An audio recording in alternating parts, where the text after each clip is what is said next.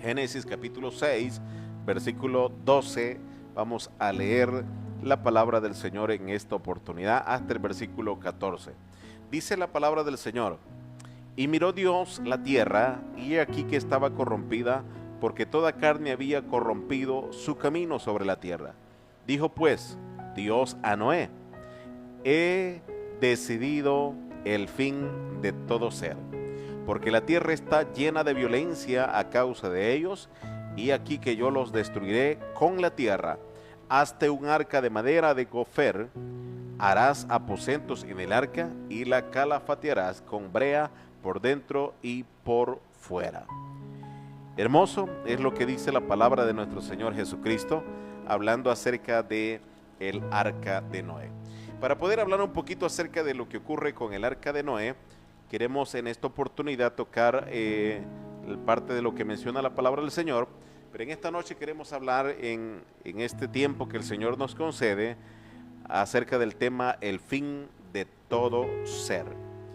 Dios, siendo un Dios tan bueno, un Dios tan especial, dicen las personas: ¿cómo es posible que Dios, siendo tan bueno, vaya a destruir a lo que Él mismo creó y que Él mismo hizo con tanto esfuerzo, con tanto amor, con tanto sacrificio? ¿Cómo es posible eso? Y las personas se ponen a hacer conjeturas respecto a este tipo de pensamiento.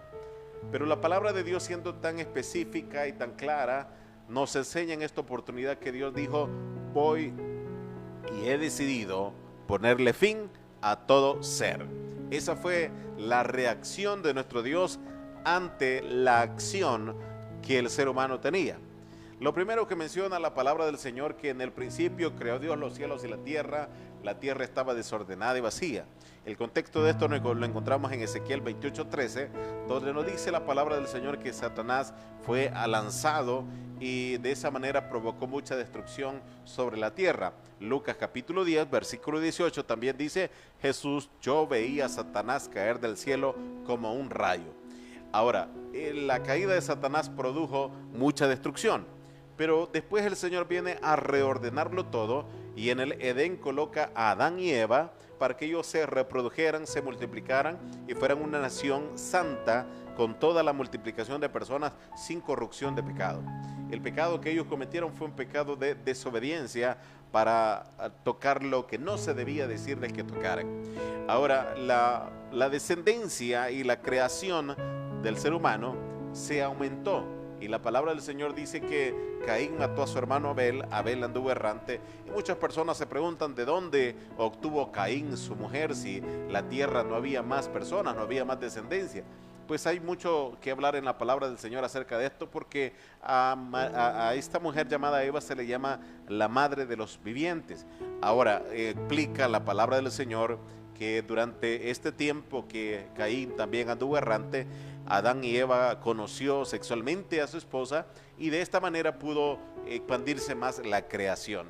No sabemos el tiempo en que la creación pudo expandirse, pero en un lapso de unos 40 años la creación de la multiplicación de personas es muy grande. Entonces no sabemos el tiempo, pero la palabra del Señor es tan clara y tan específica en esto, y en el tiempo antiguo las personas duraban muchísimo tiempo.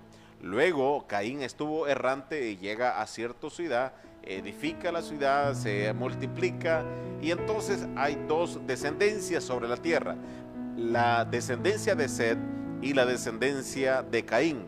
La descendencia de Set es conocido como las personas justas, y la descendencia de Caín es conocida como los hijos de los hombres. Cuando hablamos de estas dos descendencias, nos dice la palabra del Señor en el capítulo 6, verso 1, lo siguiente: aconteció que cuando comenzaron los hombres a multiplicarse sobre la faz de la tierra, y les nacieron hijas, y que viendo los hijos de Dios que las hijas de los hombres eran hermosas, tomaron para sí mujeres, escogiendo entre todas. Y dijo Jehová: no contenderá mi espíritu con el hombre para siempre, porque ciertamente es carne, mas serán sus días 120 años. Y ahora dice: había gigantes en la tierra en aquellos días, y también después de que se llegaron los hijos de Dios a las hijas de los hombres, y les engendraron hijos. Estos fueron los valientes que desde la antigüedad fueron varones de renombre. Hay un punto de vista, bueno, dos puntos de vista referente a este tema, Y hay personas que dicen los hijos de Dios son los gigantes. Y hay otras personas que mencionan que los hijos de Dios son los descendientes de Set. Y las personas que mencionan que los hijos de Dios son los gigantes es porque han leído el libro de Enoc, y en el libro de Enoc habla acerca de este tipo de cosas. Pero cuando Jesús habla de una situación de una mujer que había quedado sola y que los hermanos se llegaban a ella, y después llegaba el siguiente hermano del difunto, y sucesivamente le preguntan al Señor, bueno Señor, y cuando esta mujer esté allá en el reino, ¿mujer de quién va a ser? ¿De cuál de todos sus hermanos? Y el Señor dio una respuesta bien determinante, y la respuesta fue que en el cielo seremos semejantes a ángeles, que no se casan ni se dan en casamiento, hablando de los ángeles. Pero la mayoría de personas, bueno, no la mayoría, pero hay personas que sostienen esa postura de que los hijos de Dios eran los gigantes y eran los ángeles que caídos, hablando de los ángeles caídos que vinieron con Satanás en su caída, y entonces de este tipo salieron los gigantes. Es una situación que está un poco alejada de su contexto. Pero hablando explícitamente, el problema central no era que si eran gigantes, que si eran pequeños, no. El problema central es que no importa que fueran grandes o que fueran pequeños, la Biblia dice que la tierra, toda la tierra estaba corrompida. Mientras la tierra se multiplica, la gente más se corrompe, y esa es una característica. Mientras más personas hay más diferencia de pensamientos y hay más corrupción en todo tipo de cosas. Pero ahora Dios dice algo, y aquí quiero enfocarme en esta oportunidad en el verso 3. Dice la Biblia, dijo Jehová, no contenderá mi espíritu con el hombre para siempre. En otras palabras, en palabras bien nuestras y bien prácticas, aplicables y sencillas, dice nuestro Dios, no voy a pelear con el hombre, no voy a estar discutiendo con el hombre, no voy a estar emproblemado con el hombre. Esta es mi decisión, esto es lo que voy a hacer, y de esa forma se hará, y aquí se termina todo problema. Ahora, esa situación llevó a nuestro Dios a tomar una acción. El comportamiento del ser humano lleva a Dios a tomar una decisión, y la decisión es que le dice a Noé, quiero que hagas un arca, y en esa arca le da las medidas. Usted puede leer Génesis capítulo 6, donde le da las medidas de cómo tenía que hacerlo, de una ventana, tenía que poner allí aposentos, y aparte de eso tenía que introducir los animales que eran puros, tenía que introducirlos al arca para que ellos se salvaran. Ahora, esto es una tipología de la salvación. El arca está representando la salvación para las personas.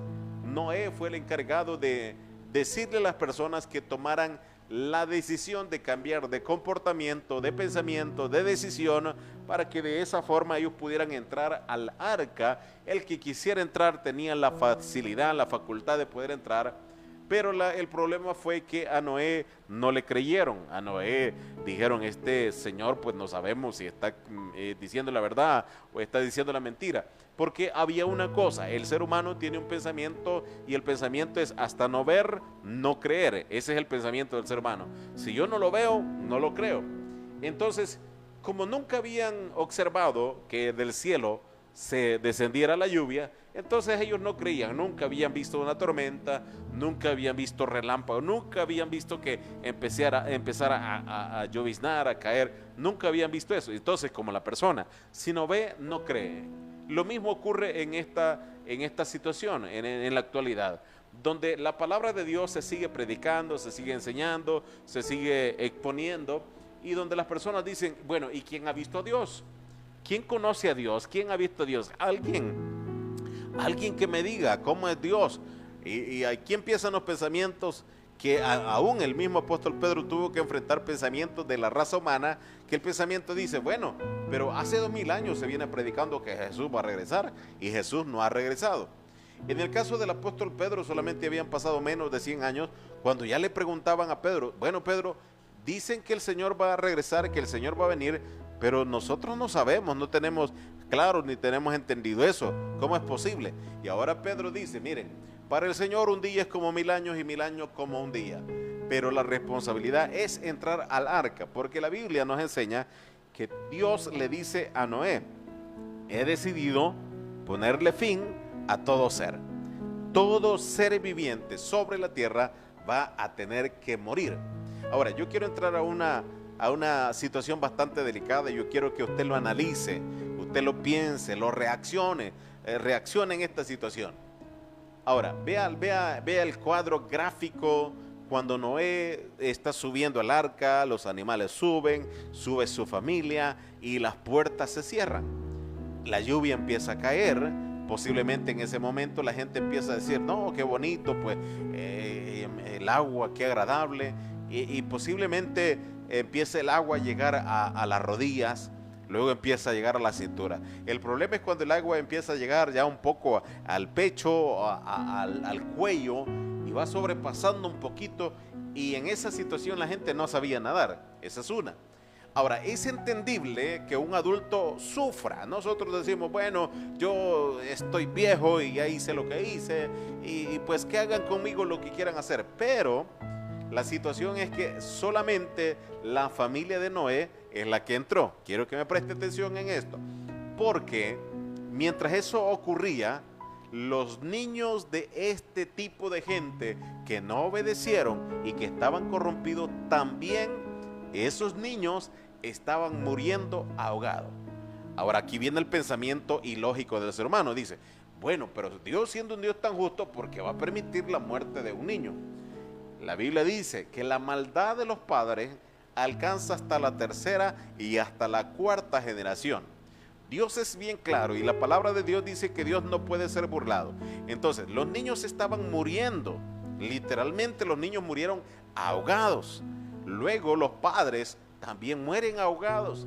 Y ahora tiene Noé la responsabilidad de estar dentro de un arca, y dentro de ese lugar estaba agradeciendo a Dios y estaba dándole gloria a Dios, no por la muerte de esta gente, porque el tiempo que Dios le dio a Noé para predicar lo aprovechó muy bien. Podían observar a Noé. Usted puede hacerse la idea de que de repente aparezca una persona en la ciudad de Berlín haciendo un arca. Nunca ha llovido, pero de repente empieza la persona haciendo un arca de 100 metros de largo. Y de repente empieza la persona: ¿y qué está haciendo esa persona si en realidad nunca ha llovido? ¿Y qué es lo que va a suceder si no va a suceder nada? ¿Y por qué dice que va a haber un diluvio si eso nunca ha ocurrido? Jamás va a suceder. Entonces, pero Noé seguía ahí martillando, seguía colocando la madera, seguía colocando todo el arca, haciéndolo más bonito, así como Dios se lo ordenó, y esperando el momento en que la lluvia empezara a caer. Dice la Biblia que Noé le cree a Dios. Noé es un hombre de fe que le cree a Dios, porque la fe no es creer aquello que vemos, sino la fe primero es creer en Dios y que Dios hará aquello que nosotros no vemos. Ahora, nunca nosotros hemos visto descender del cielo fuego, nunca lo hemos visto, pero la Biblia dice: esos cielos que ves sobre ti caerán prendidos en pedazos. Hay doctrinas que enseñan: mire, donde habla de cielos y donde habla de los grandes y de los pequeños, está hablando en el sentido escatológico acerca de esos tipos de personas que son los reyes, los presidentes, también van a caer, pero la Biblia literalmente enseña que caerán prendidos en pedazos. Dice que se enrollarán y caerán prendidos en pedazos. Va a llegar un momento tan difícil donde el Señor dice: he decidido ponerle fin a la raza humana.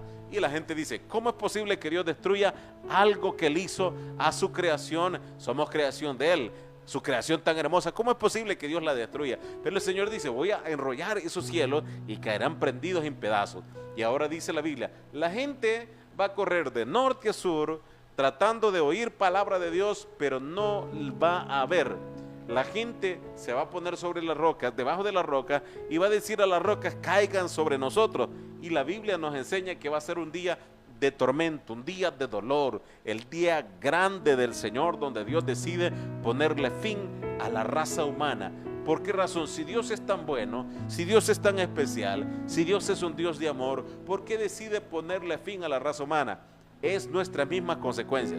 Es lo que venía diciendo y he venido diciendo en enseñanzas anteriores aquí en radio, donde hablaba de Babilonia, donde Babilonia agarraba a los niños literalmente de sus piecitos, los agarraban y con la cabeza los estrellaban en las rocas. Eso dice el salmista. Salmo 137 lo dice, agarraban de los piecitos y los estrellaban contra las rocas. La maldad era grande. Y mire lo que dice la Biblia. En el tiempo de la gran tribulación, hablamos de el fin de toda la raza humana. En el tiempo de la gran tribulación ocurrirán ciertas cosas. La Biblia dice, el agua se convertirá en sangre. Todos los peces van a morir, la gente va a tener sequía, la gente va a tener hambre, aparecerán úlceras, el sol aumentará 7 veces. Si hoy no soportamos el calor que está, ¿cómo vamos a soportar 7 días de calor en un solo día? Y usted sabe que cuando ya llega a 52 grados ya la gente muere, pero 7 días, sumemos que en algunas ocasiones llega a 32, a 40 grados, súmele por 7, ¿cuánto será el calor? Ahora, esa es una situación. Lo otro dice la palabra de Dios, que habrá lamentación sobre toda la tierra. Y en ese día, la gente, en vez de creer en Dios, ¿sabe lo que dice la Biblia? Que la gente se va a volcar y se va a ir a la brujería y a la hechicería. La gente va a creer en sus ídolos, va a creer más en sus imágenes, viendo la destrucción sobre la tierra, y no va a querer arrepentirse, no va a querer alcanzar la gracia de Dios. Pero todavía nosotros, como predicadores, como mensajeros, como expositores de la palabra de Dios, todavía estamos al igual que Noé. Nos pueden llamar locos, nos pueden llamar fanáticos, pueden llamar vividores, de la forma que usted guste, pero esta es nuestra responsabilidad y la asignación que Dios nos ha dado de ir y predicar el evangelio por todo el mundo. Este medio de radio es un medio muy hermoso para poder llegar hasta su corazón, hasta su vida. Y si esta palabra está llegando a su corazón, es porque Dios todavía tiene un propósito para usted. Dios todavía le sigue amando y no quiere que usted se pierda ni que usted perezca en ese tiempo tan difícil de destrucción, sino que Dios espera que usted reaccione. La gente en el tiempo de Noé reaccionó y dijeron, Noé tenía razón. Pero fue demasiado tarde. Hoy no es demasiado tarde. Hoy es el tiempo donde usted puede reaccionar y decir, en realidad, los predicadores tienen razón. Voy a tomar una acción, voy a tomar una decisión, voy a levantarme, voy a hacer algo, voy a buscar de Dios. Y quiero decirle una realidad. En el tiempo que nosotros vivimos, si Dios hablaba con una persona y me decía, si Dios enviara 3 temblorcitos así seguidos, algo bonito, las iglesias se llenan. Y el problema es que la gente solo busca a Dios cuando hay necesidad. No buscamos a Dios cuando estamos bien, mucho menos vamos a agradecer cuando estamos bien. Pero ¿sabe qué? Hoy es el tiempo de que usted reaccione, porque la Biblia dice acá que Dios decide ponerle fin a la raza humana. Ahora usted va a decir, mire, ¿y cómo es posible eso si Dios es tan bueno y somos creación de sus manos?